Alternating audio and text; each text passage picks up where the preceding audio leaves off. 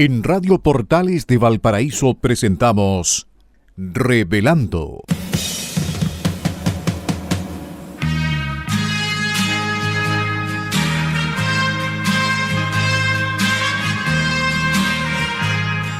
Un programa donde se abordan temas de actualidad, contingencia y la agenda cultural de la zona. Entrevistas del ámbito nacional e internacional.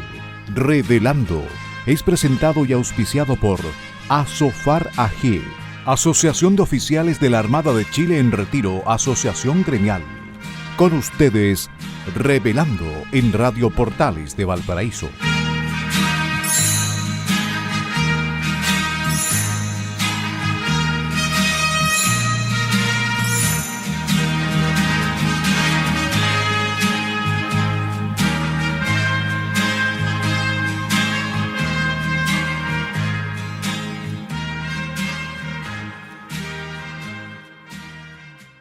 Muy buenas tardes, queridos amigos y auditores de Radio Portales de Valparaíso, la primera de Chile y puerto de fondeo de nuestro espacio radial. Hoy, viernes 12 de septiembre de 2025, estamos dando inicio a un nuevo programa de Revelando que nos acompaña de lunes a viernes de 6 a 7 de la tarde. Y hoy, como todos los viernes, junto a ustedes, Francisco Muñoz Pinto y Mario Manteluna Morales, conductores de Revelando del día viernes. Agradecemos a Radio Portales de Valparaíso que nos abre sus señales en el dial de FM 89.5 AM 840 y también a través de su señal online en la página web www.portalesfm.cl. Y, por supuesto, agradecemos a nuestro auspiciador, a quien hace posible que Revelando esté en el aire todos los días junto a ustedes. Nos referimos a la Asociación de Oficiales de la Armada en Retiro, ASOFAR. Gracias una vez más a Radio Portales de Valparaíso y un especial agradecimiento a nuestro auspiciador ASOFAR. También, y como lo hacemos habitualmente al iniciar nuestro programa, saludamos a nuestro gran amigo y colaborador Enzo Alvarado, quien permite que este programa llegue hasta los estudios de Radio Portales de Valparaíso. Nuestro agradecimiento y saludo cariñoso a Enzo. Y por supuesto, saludamos y agradecemos también a nuestros amigos radiocontroladores de Radio Portales de Valparaíso que colocan finalmente este programa en el aire. Nos referimos a don Luis Salinas y a don Gerardo Terán. Muy buenas tardes, Francisco. ¿Cómo está usted en este hermoso día que tuvimos, o estamos ya finalizando, en este hermoso día de septiembre? Buenas tardes, Mario. Buenas tardes, Enzo, señores auditores, Radio Portales. Muchas gracias por permitirnos estar en el aire. Oye, feliz, se acerca la primavera, buen clima, buen ambiente y en el mes de la patria. Así que linda la música que se escucha en el ambiente, los edificios embanderados, etcétera, etcétera. Septiembre es un muy bonito mes. Septiembre, mes de la patria. Sí, excelente. Vamos con las efemérides nacionales y navales de la presente semana. Vamos. 6 de septiembre de 1578. Sir Francis Drake cruza el Estrecho de Magallanes. En el trayecto de 17 días de duración, el corsario pagó un duro tributo en barcos y en tripulaciones. De las 5 naves zarpadas de Plymouth, en diciembre de 1577, o sea, el año anterior, solo 3 lograron cruzar el paso, y de estas, una se perdió a la salida, en tanto que la otra volvió a cruzarlo en obligado retorno a Inglaterra. Únicamente el navío de Drake, el Pelican, bautizado después Golden Hind, pudo alcanzar el mar Pacífico y demostrar a los gobernantes españoles la necesidad de preocuparse debidamente por su control. Los españoles tenían abandonada esta área y Drake les tocó la campana y dijo: oye, cuídense o yo me quedo con esto. Los que han ido alguna vez por buque a la Antártica saben de cómo es el mar de Drake. 8 de septiembre de 1820. Habiendo zarpado la expedición libertadora del Perú desde Valparaíso, el 20 de agosto de 1820, don José de San Martín, como jefe del ejército, y con el almirante Thomas Alexander Cochrane como comandante de la flota, el director supremo de Chile, Bernardo O'Higgins, dirige a los naturales del Perú la siguiente proclama: ha llegado el día de la libertad de América. y desde el Mississippi hasta el Cabo de Hornos, en una zona que ocupa casi la mitad de la Tierra, se proclama la independencia del Nuevo Mundo. Vuestros hermanos de Chile ya han apurado sus últimos sacrificios para protegeros con una escuadra respetable, destinada a consolidar el goce de vuestros derechos. Esas eran las palabras de Bernardo O'Higgins para la ciudadanía peruana. 12 de septiembre de 1829. A los 92 años fallece en Bolonia, Italia, el eminente naturalista Juan Ignacio Molina González, más conocido como el Abate Molina. Fue el único chileno de reputación científica en Europa en el período colonial. Su primera obra, Compendio de la Geografía Natural y Civil del Reino de Chile, fue traducida al alemán y al francés. Pero su obra inmortal es Ensayo sobre la Historia Natural de Chile. Fue bautizado con el nombre de Abate Molina el buque científico donado por Japón que llegó al país el 3 de marzo del año 1991. A contar de ese año es administrado y operado por el Instituto de Fomento Pesquero. Más de una vez navegando uno se encuentra por ahí con el Abate Molina metido entre medio de algunas áreas costeras o surgencias para estudiar el tema de la pesca. 9 de septiembre de 1888. Ese día, y a nombre del gobierno de Chile, el capitán de corbeta Policarpo Toro, comandante del Angamos, produce el acto solemne a través del cual se incorpora Rapa Nui al territorio nacional. El acuerdo suscrito lleva la firma de los jefes pascuenses Atán, Tadana y otros, quienes de manera voluntaria protocolizaron la incorporación al territorio de Chile de Rapa Nui, luego de que casi se extinguiera la población de la isla debido a la captura de isleños como esclavos, especialmente para trabajar en las guaneras de Perú y de las enfermedades que llevaron los visitantes a la isla y que diezmaron su población. Rapa Nui fue descubierta oficialmente el domingo 5 de abril de 1722 por el almirante Jacob Roggeveen. Quiero hacer, Mario, tres puntualizaciones, que más o menos está dicho en la crónica, pero lo quiero reforzar. Primero, hay quienes hablan de toma de posesión de la isla de Pascua. Chile nunca tomó posesión de la isla de Pascua como lo hizo sí con el Estrecho de Magallanes. Los isleños se incorporaron voluntariamente la isla al territorio nacional. Otro punto. Ese día, el día que se incorporó Isla de Pascua al territorio nacional, quedaban alrededor de 110 isleños, o más, un poco menos, distintos estudios, pero por ahí es más o menos la cifra. Esa era la fotografía del problema, pero la película mostraba que ese número iba bajando rápido. Al quedar la isla al amparo de nuestra bandera, se revirtió la película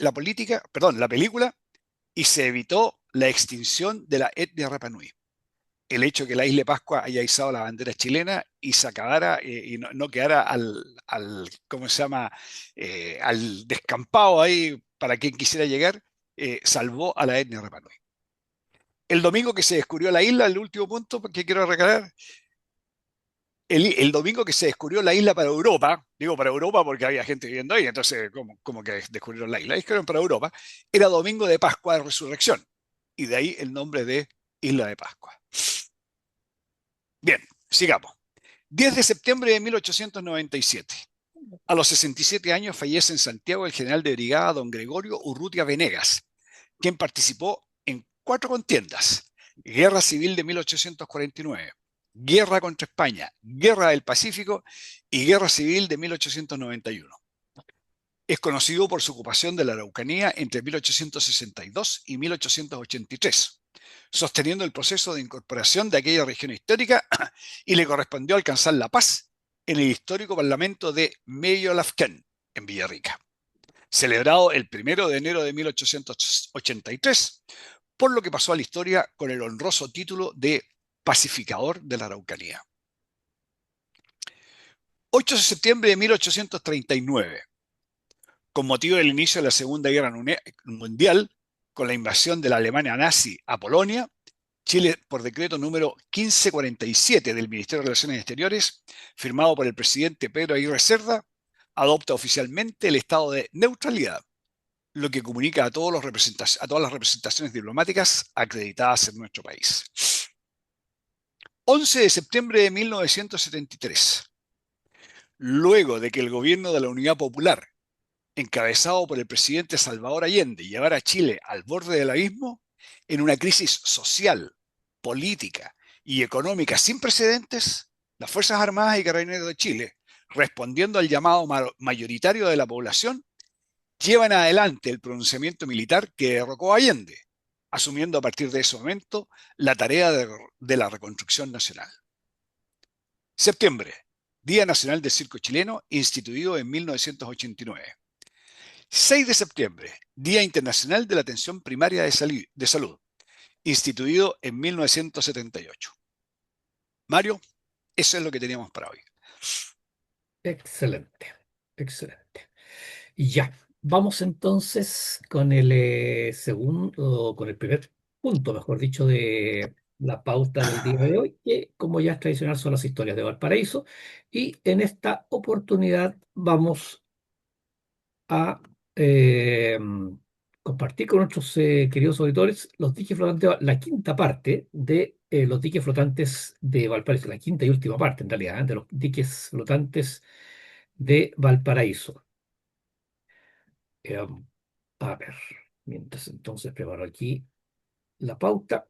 Esta crónica de los diques flotantes de Valparaíso está hecha en base a un magnífico trabajo realizado por el capitán de navío don Carlos Martín Fritz, publicado por la Academia de Historia Naval por la Academia de Historia Naval y Marítima de Chile, titulado Los diques flotantes de Valparaíso.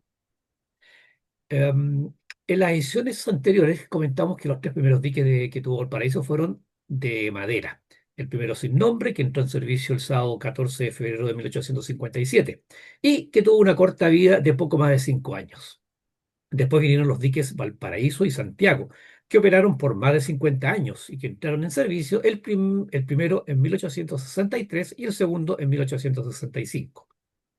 Luego se construye, terminando con esto, la era de los diques flotantes de madera. Luego se construye en astilleros holandeses el dique flotante de acero Valparaíso II, que arribó al país el 5 de septiembre de 1924 y entró en servicio el 8 de octubre de 1924. Este dique operó sin interrupciones hasta el 22 de mayo de 1940, cuando un violento temporal lo dio vuelta de campana, pero fue recuperado, volviendo a funcionar un año después.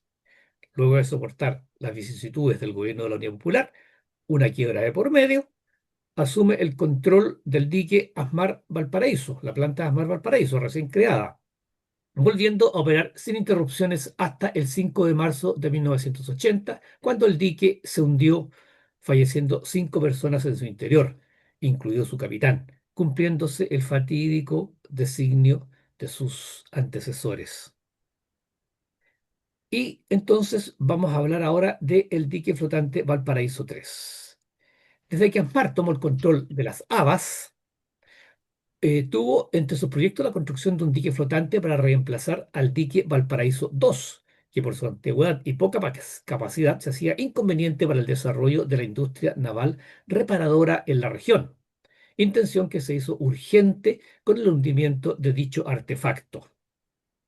Ante la imposibilidad que Asmar pudiera enfrentar con su presupuesto corriente esta situación, se obtuvo de parte del gobierno la autorización para buscar un socio estratégico para el financiamiento y explotación en conjunto de un nuevo dique. Solo 2 empresas extranjeras se interesaron en la oferta: Bazán de España y Ferrostal de Alemania, presentando las condiciones más ventajosas, la primera de las mencionadas, o sea, Bazán España.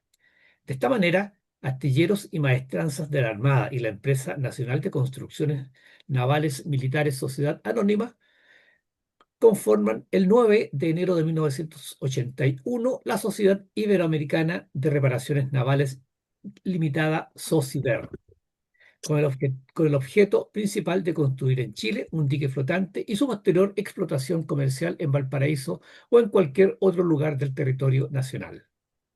Al respecto, y como dato curioso, hay que recordar que estudios preliminares habían arribado a la conclusión de que el mejor puerto para desarrollar las actividades de reparaciones navales en esta región era Quintero. Bueno, las características del dique a construir eran dique de tipo cajón con 24 estanques de lastre y una capacidad máxima de levante de 10.000 toneladas. Recordemos que el último dique el dique Valparaíso 2 tenía una capacidad de levante de 4.000 toneladas. Este tendría una capacidad de 10.000 toneladas de levante. Para su operación es alimentado con poder eléctrico desde tierra a través de un cable submarino, no obstante tener todas las instalaciones necesarias para ser autosuficiente. La colocación de la quilla que da inicio a su construcción en Asmar, Talcahuano, ocurrió el 24 de noviembre de 1981 y la ceremonia de lanzamiento se efectuó el 8 de octubre de 1983. Curiosamente, una vez que el dique estuvo listo y ya bautizado como Valparaíso 3, como señal inequívoca de su lugar de destino, comenzaron a surgir cuestionamientos de la seguridad para operarlo en este puerto. Sociver agrava esta situación al hacer pública su intención de venderlo y adquirir otro más pequeño. En tanto, Asmar baraja la posibilidad de traer a Valparaíso uno de los diques flotantes de Talcahuano. Todo se complica aún más cuando el 16 de octubre de 1984 el propio intendente de la Quinta Región informa a la opinión pública que el dique no llegará por razones técnicas. Ante esta situación, la intranquilidad de los porteños fue representada a las autoridades de gobierno con duras expresiones para los que diseñaron y para los que construyeron el dique. Solo puso fin a este malestar e incertidumbre la orden del gobierno de hacerlo operar en Valparaíso. Pero a pesar de todo, hubo una inquietante demora en su zarpe desde Talcahuano, ya que esto ocurrió el 16 de abril de 1985, siendo remolcado hasta Valparaíso por los remolcadores Albatros 2, Ultramar 2 y Empremar 3. Después de una navegación no exenta de inconvenientes, arribó a este puerto el 19 en la tarde, quedando atracado al sitio 4 de la empresa portuaria. La ceremonia oficial de recepción fue el día 22 de abril, estamos hablando, ¿no es cierto?, de 1985, fecha que tomó Sociver como la de su creación. 3 días más tarde, el dique fondeado en su sitio definitivo de operación, comenzando a prestar sus servicios de inmediato. El primer buque que recibió fue el remolcador de la Armada Caupolicán, que había sido recientemente reflotado después de su trágico hundimiento y a continuación recibe al mercante nacional Renacimiento. Desde entonces, el dique ha operado sin interrupciones hasta el momento, con absoluta seguridad y entregando servicios muy eficientes a la comunidad naviera, con una amplia gama de trabajos especializados que van desde la clásica carena y pintura de casco hasta trabajos estructurales, reparaciones de maquinarias, limpieza de sentinas, calibración de equipos y sistemas, hasta sensibles trabajos de reparación de ejes del sistema de propulsión y reparaciones y balanceo de hélices. Es de esperar, y Dios lo quiera así, que no tenga el final de sus antecesores. Recordemos que todos los diques anteriores se han hundido y particularmente el Valparaíso 2 trágicamente, ¿no es cierto?, se llevó la vida de 5 de sus tripulantes, incluido su capitán. Queridos amigos, Francisco, esas fueron las crónicas, bueno, la crónica particular del Valparaíso 3 y las crónicas de los diques de Valparaíso. Oye, bueno, desde tal como lo hemos ido narrando, partiendo por los diques de madera, ¿no es cierto? Y los sucesivos diques hasta llegar al Valparaíso tercero, que en realidad 10.000 toneladas de levante es un tremendo dique. Porque, como lo comentamos la semana pasada, en la última oportunidad, los buques entran vacíos, entran sin carga, se les saca combustible, se les saca agua, etcétera, etcétera. Entonces, la verdad es que un levantamiento de 10.000 toneladas es un levantamiento importante, es un tremendo buque. Y en general queda más bien limitado por la eslora, por el largo del buque, y comentábamos que, ¿no es cierto?, realmente los buques quedan separados. Pero 10.000 ¿cómo se llama?, dique. Y lo otro que quería comentar es que siempre ha habido peleas, problemas, rivalidades en esta cosa de tener un dique en Valparaíso. Yo espero que tanto las autoridades nacionales, porque en Santiago también increíblemente se toman unas decisiones increíbles, como la gente de Valparaíso, el dique, o sea, es necesario, es conveniente, es bueno para el mundo marítimo y es bueno para Valparaíso tener un dique en Valparaíso. Yo me acuerdo en la época del 80 todas las discusiones que hubo respecto a si tenía que haber, o sea, si es que era bueno o no era bueno que hubiera un dique en Valparaíso. Posteriormente, cuando fue por ahí en la década de los 90, cuando se estaba estudiando seriamente el aumento del tamaño del puerto, agrandar el puerto, Claro. al, lo primero que borraban era el dique. ¿Cómo se llama? Le tienen mal hay mucha gente que le tiene mal, el dique se iba. Y me acuerdo la gente de Sociver, yo conocía en ese tiempo a la persona que estaba a cargo, al gerente de Sociver, tuvo que hacer mucho lobby, tuvo que hacer mucha gestión, darle muchas vueltas a la cosa para que no le sacaran el dique para que no sacara el dique de Valparaíso. A todo esto, Bazán, que ahora se llama, eh, sigue existiendo Bazán, tiene otro nombre, la empresa, el astillero español, sigue siendo socio con Asmar y los dos siguen Sí, claro. explotando Sociber hasta el día de hoy. Así es.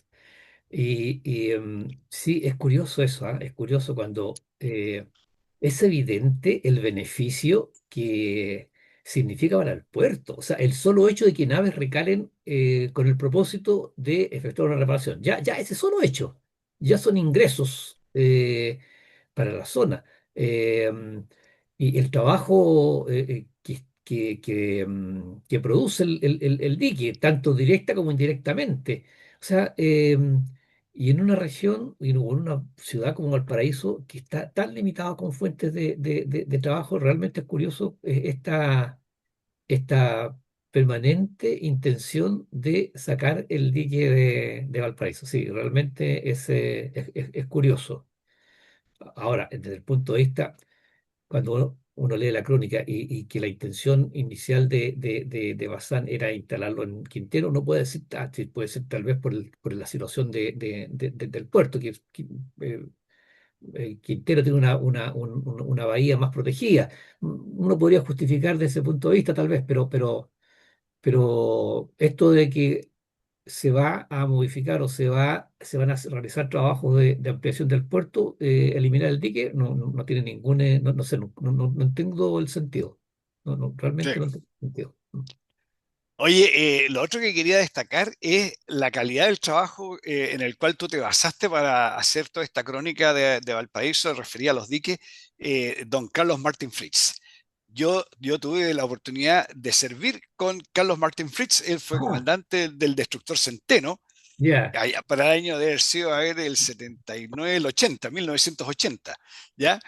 Y yo era de dotación del destructor Centeno. Y la verdad es perfecto. que don Carlos Martín eres una persona espectacular, ¿ah? Una persona muy simpática. Él siempre se vanagloriaba que él era de Pailahueque y hablaba así como medio acampado. Y yo creo que a él le gustaba, ¿cómo se llama?, forzar ese acento medio acampado de la zona sur. Y siempre hablaba de su vida de niño, de joven en la zona sur. Una pluma muy ágil, ¿ah? Cuando uno va leyendo la narración, uno va descubriendo su forma, sus giros, su forma de presentar las cosas, un poco, siempre tratando de buscar un lado, ¿cómo se llama? Más bien, no buscando el enfrentamiento, sino que buscando la unión de la idea de las personas. Cuando habla de los problemas de las autoridades, ¿no es cierto? Nunca lo hace con un espíritu confrontacional, sino que más bien de solucionar problemas. Así que un homenaje para don Carlos Martin Fritz. La verdad, una persona extraordinaria. Le gustaba mucho la escritura, le gustaba la poesía. Y este trabajo de los diques de Valparaíso, la verdad es que es un trabajo importante. Es algo que era importante tenerlo. Y la historia, las cosas importantes de la historia, hay que escribirlas y él las escribió.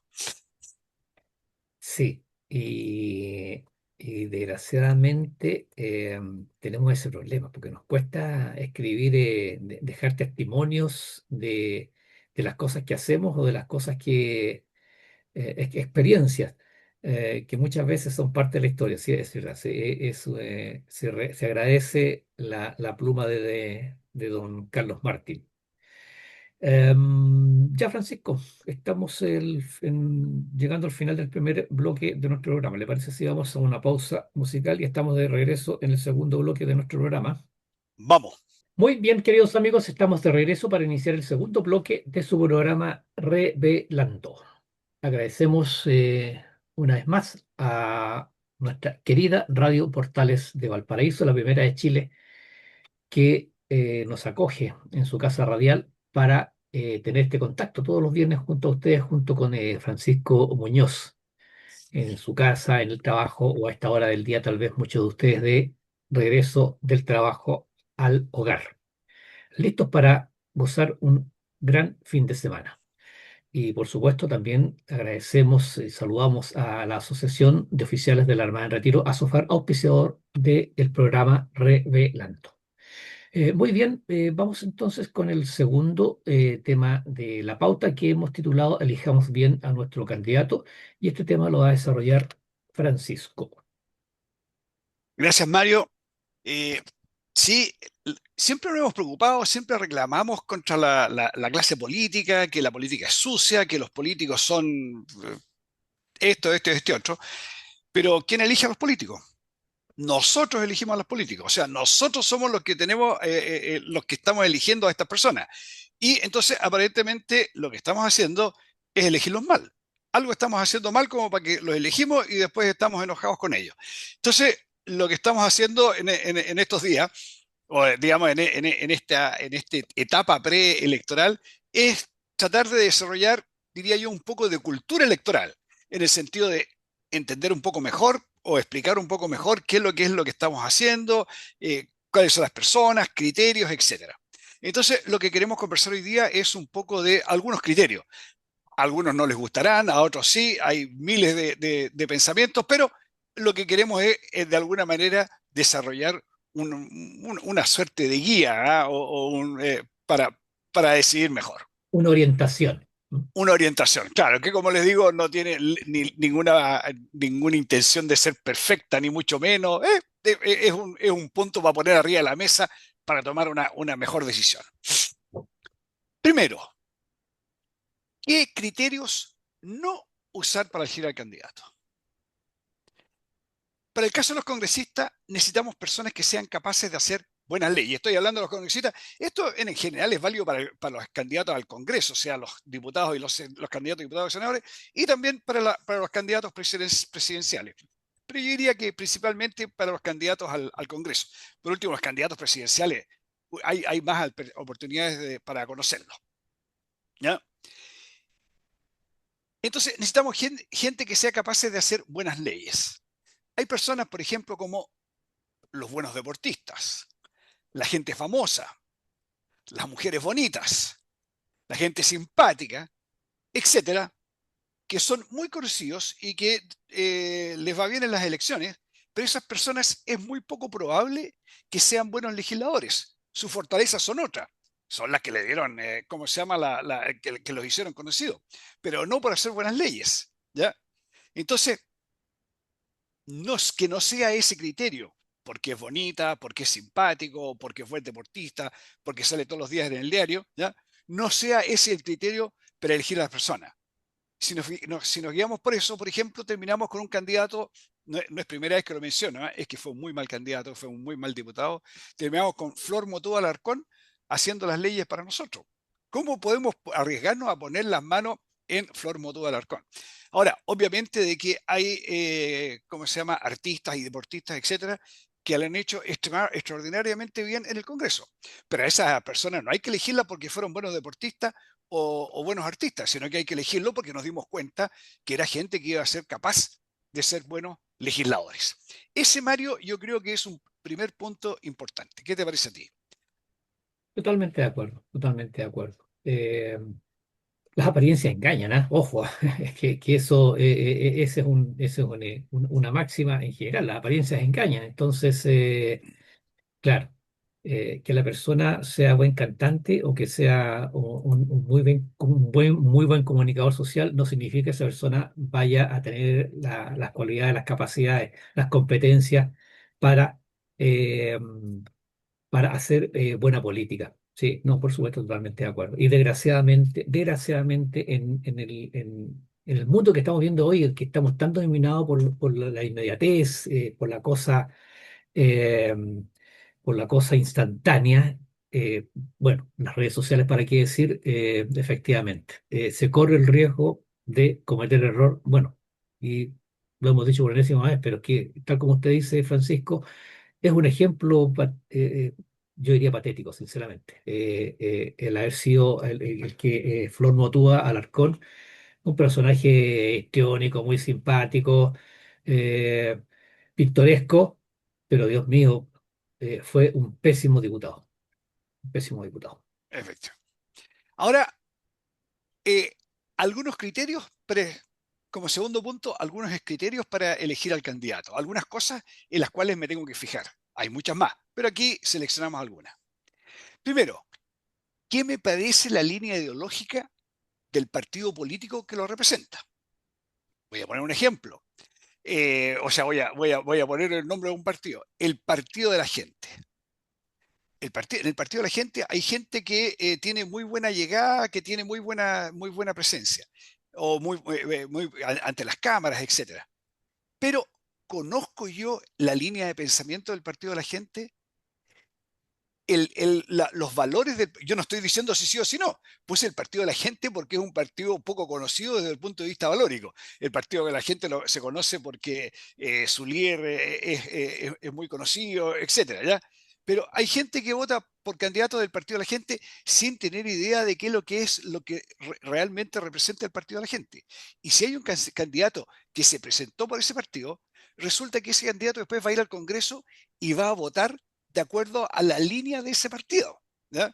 Entonces, primero, tengo que informarme a ver en qué partido está, qué significa ese partido y qué representa ese partido.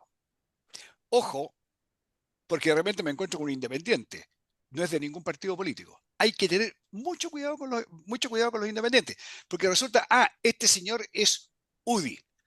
La UDI piensa más o menos así, y me libera de un montón de análisis que tengo que hacer. Pero si de repente me dicen, no, yo soy independiente, tengo que investigar yo y descubrir yo cómo piensa ese caballero.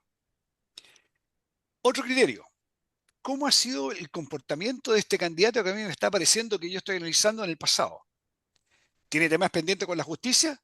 Hay muchos que tienen temas pendientes con la justicia y usan la candidatura para ojalá ser electo y escudarse de ¿cómo se llama? Escudarse de la política. ¿Cuál fue su postura frente a la proposición de la primera convención constitucional? Esa la del mamarracho. ¿Apoyó el mamarracho? ¿Y a mí qué me pareció el mamarracho? Porque si usted me dice, no, a mí me gustó el mamarracho, era una buena, ¿cómo se llama? Una buena constitución, y hay alguien que lo apoyó. Está bien, está en su línea. Pero si a usted no le pareció el mamarracho y hay alguien que lo estaba apoyando, cuidado, esa persona tenemos que mirarlo con cautela. Ha estado envuelta en temas de corrupción. Recordemos todo lo que ha pasado últimamente, todos los políticos que se han llevado la plata para la casa, tenemos que analizarlo también, ¿no es cierto? ¿Actúa por convicción en defensa de sus principios o más bien por conveniencia? ¿Ha dado concesiones? ¿Cómo se llama? ¿Ha sido inconsecuente con su principio porque le convenía hacerlo para poder obtener votos para lograr un cargo dentro del Congreso, por ejemplo? La edad. ¿Voy a votar por un candidato a senador que tiene 80, 81 años y que va a terminar en los 90, como es hoy día el famoso Choro Soria de Iquique, que es senador, pero que es el senador que tiene menos asistencia en el Congreso? Es una pauta simple para poder evaluar un poco al candidato y ver si acaso la persona con que estoy votando es adecuada o no. ¿Qué te parece? Absolutamente. Y este punto, Francisco, me parece que es muy práctico, porque, a ver, esto de que ¿cuál fue su posición en la Convención Constitucional? Recordemos que esta gente quería destruir el país, que recordemos que querían cambiarlo todo, los símbolos nacionales, la canción nacional. Entonces, es muy práctico. Eh, a ver, ¿Usted está de acuerdo con el aborto? Bueno, ese candidato está de acuerdo con el aborto, si usted no está o no está de acuerdo con el aborto. ¿Está de acuerdo con el libre mercado? ¿Está de acuerdo con el desarrollo personal? ¿Está de acuerdo con, el desarrollo de la empresa que produce empleo? O a lo mejor esas personas, ¿no es cierto?, que creen que todo lo que tiene que poner el Estado. O sea, son cosas como muy prácticas, muy práctica. Y tal como usted dice, Francisco, hay que mirar un poquito hacia atrás, hacia el pasado, pues. Usted habló de este señor, de este senador, ¿no es cierto?, que tiene la mayor inasistencia. Pero también, por ejemplo, ¿qué grado de estudios tiene? ¿Qué grado de experiencia laboral? O sea, recordemos que estamos en este minuto regidos por una casta de jóvenes que salieron de de las salas de clases, se fueron directamente al Parlamento y de ahí saltaron al gobierno. Ninguno de ellos tiene cero experiencia, no saben lo que es vivir de un sueldo, lo que es llegar al fin de mes, tener que pagar las cuentas eh, con el sueldo que recibo, tener que vivir de un presupuesto.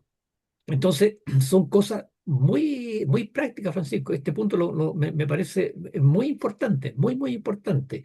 Y aquí no se requiere gran conocimiento de la política, simplemente fijarse un poquito quién es esta persona, cuál ha sido su pasado, cuál es su desarrollo, su experiencia de vida, su experiencia laboral y también sus capacidades y sus competencias. Efectivamente. Oye, y muy cortito porque se nos ha ido pasando el tiempo. El tercer punto lo voy a anunciar solamente, ¿eh? Tercero, el candidato y sus compañeros de lista. Mm. ¿Por qué es importante el tema del candidato con sus compañeros de lista? Uno, porque los compañeros de lista me dan una idea más o menos de en qué grupo está, cómo piensa el grupo, etcétera, etcétera. Y dos, es que lo vamos a ver después en otra oportunidad con más detención. Yo la verdad es que estoy votando un poco por el candidato, pero estoy votando por la lista a la que pertenece el candidato. A lo mejor mi voto va a terminar en otra persona, porque mi candidato tuvo menos votos y la otra persona tuvo votos suficientes y con mi voto ese tercero salió y yo soy responsable de que ese tercero haya terminado de diputado y de senador. Entonces, tengo que echarle también una merita a la lista. Hasta ahí nomás, hasta ahí lo dejo, Mario. Sí, perfecto. Te, Perfecto. te dejo la palabra. Vamos entonces con el tercer punto de la pauta que hemos titulado Banco Central no se equivoca. A ver, el día de ayer, bueno, antes de ayer, el Banco Central dio a conocer su informe de política monetaria, eh, que entrega un análisis de lo que ha ocurrido en el mercado laboral y el impacto de los mayores costos laborales producto de medidas como el alza del salario mínimo y reducción de la jornada laboral.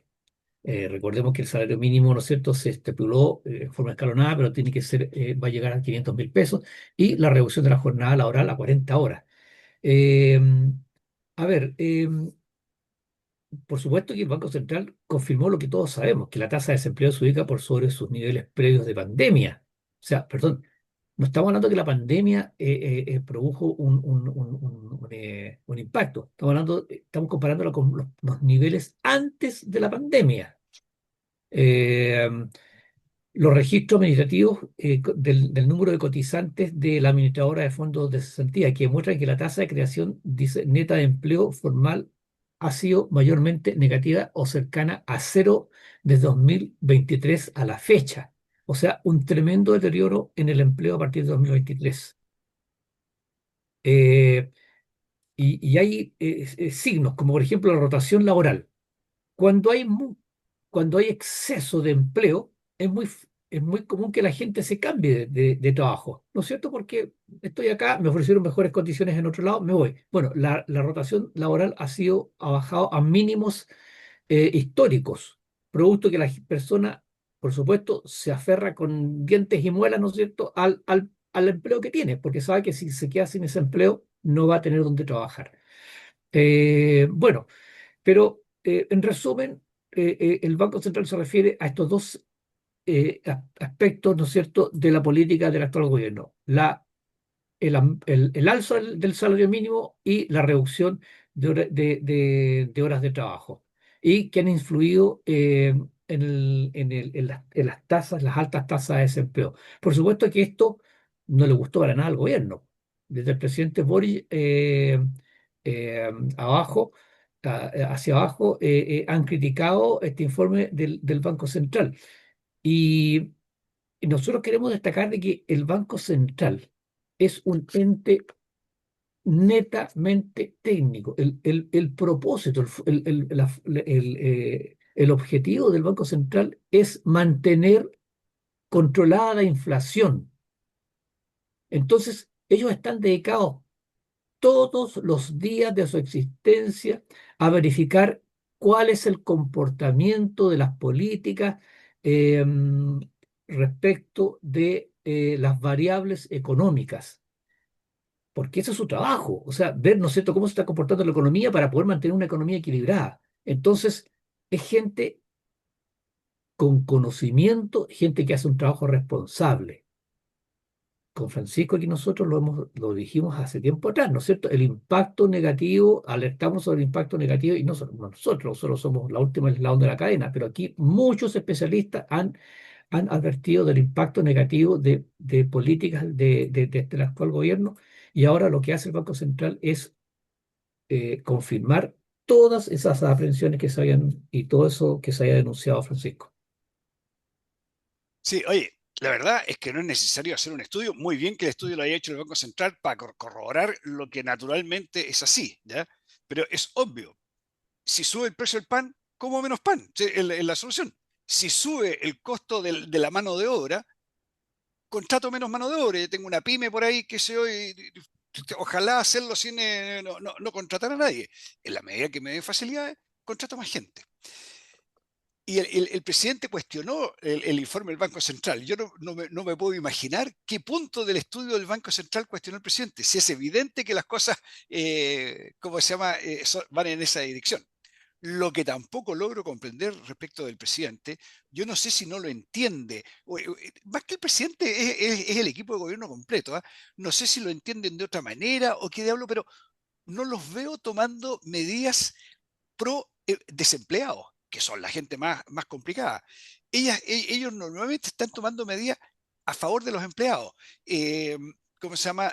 Y lo cual rigidiza el mercado laboral, aumentando el sueldo mínimo, disminuyendo el trabajo, o sea, la hora de trabajo, propiciando el tema ¿cómo se llama?, la negociación por ramas, etcétera, etcétera, ¿ya?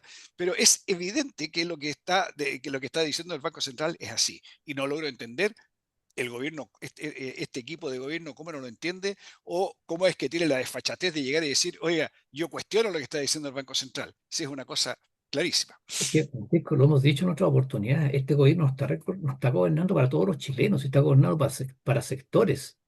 Usted lo dijo, todas estas medidas apuntan, sí, perfecto, por una parte a mejorar la calidad tal vez de vida, ¿no es cierto? No, tal vez la calidad de vida, derechamente, de los que tienen trabajo, pero cero preocupación por los que no tienen trabajo, y ahí está el problema. Una, y dos. Todas estas medidas se están tomando en un momento en que la economía está pasando por uno de sus peores momentos. Entonces, eh, todas estas medidas, por supuesto que tienen un impacto negativo, porque son atemporales. No son medidas que no se debieron nunca haber tomado en este minuto, en este tiempo, en la situación económica y social en que se encuentra el país. Si ese es el punto.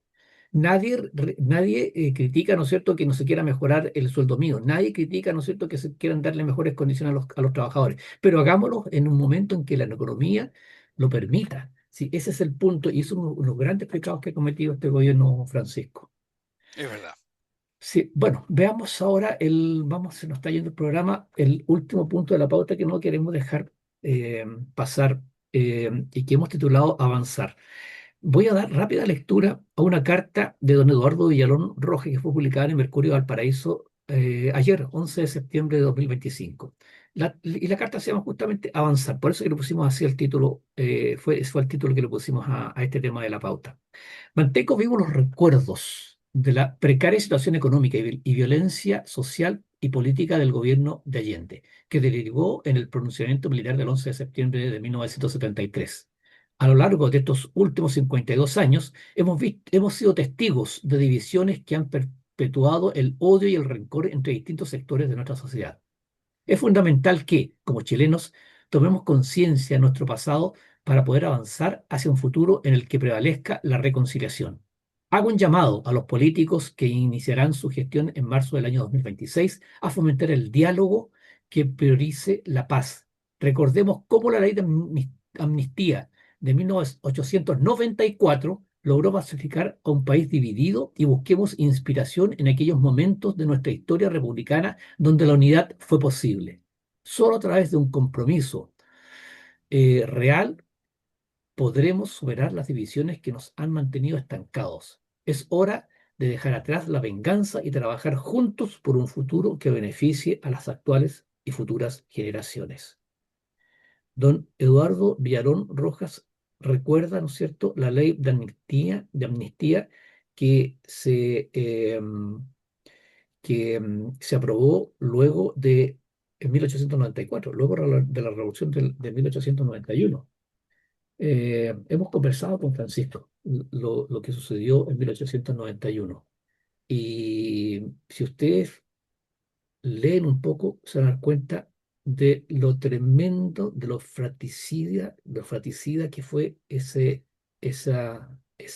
guerra civil. Se cometieron horrores espantosos, espantosos. Nombremos solamente uno, la matanza de Locañas. Por favor, ahora que estamos en tiempo, ¿no es cierto?, de las redes sociales y del acceso a Internet, googleen, busquen en Google la matanza de Locañas. Van a ver cómo fueron asesinados 84 jóvenes, porque eran del bando contrario, pero la manera como fueron además asesinados. Eh, bueno, aprendamos de la historia. Bueno, Francisco.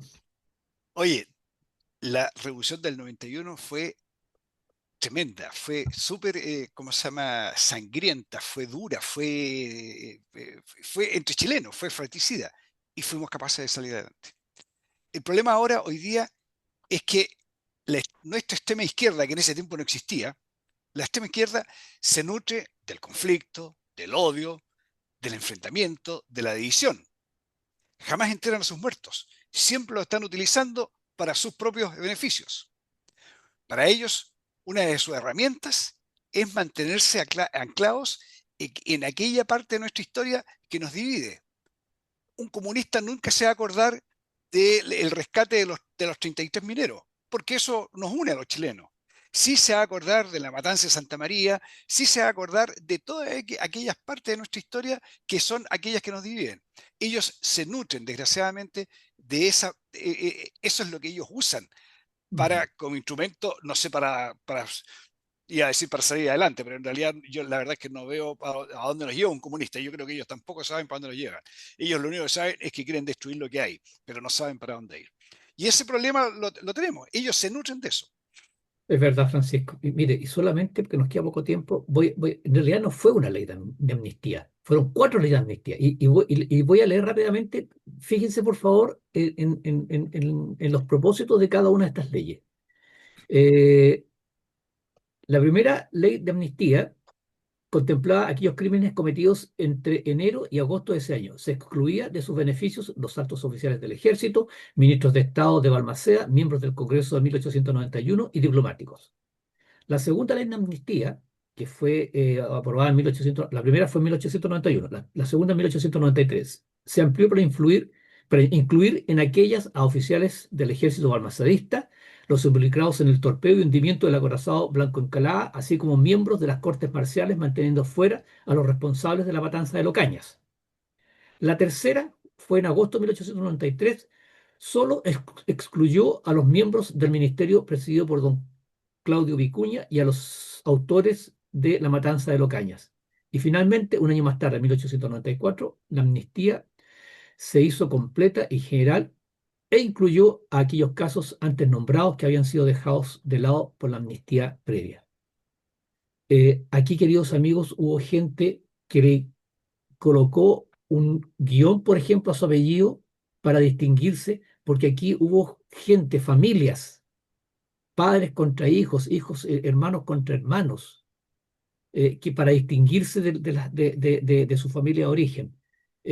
Por favor, lean un poquito lo que fue la Revolución del 91 y posiblemente la matanza de Locañas, que se van a dar cuenta, ¿no es cierto?, de lo terrible que fue esa, eh, esa guerra, ¿no es cierto?, y cómo se superó gracias a que se, se hizo la ley de amnistía, que dio vuelta a la página, que es necesaria para la convivencia nacional. Francisco, hemos llegado al final de Es la nuestro... hora de retirarnos. Señores auditores, muchas gracias por acompañarnos. No nos vemos el próximo viernes. Próximo viernes 19 de septiembre. Así que nos vamos al viernes 26 de septiembre. Así es, Que queridos tengan amigos. un feliz 18, felices fiestas, Eso, pásenlo bien, pero cuídense. Sean eso, mesurados para celebrar.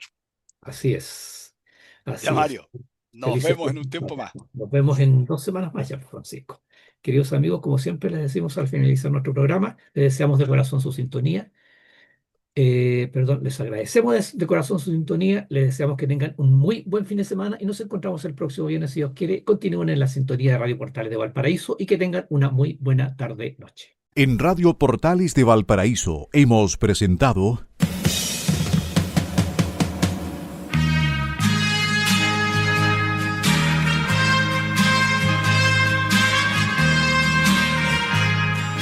Revelando, un programa donde se abordan temas de actualidad, contingencia, entrevistas del ámbito nacional e internacional.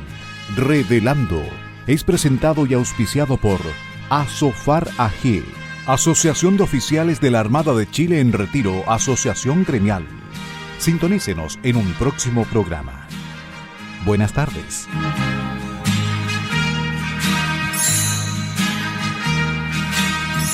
Las opiniones vertidas en este programa son de exclusiva responsabilidad de quienes las emiten y no representan necesariamente el pensamiento de Radio Portales de Valparaíso,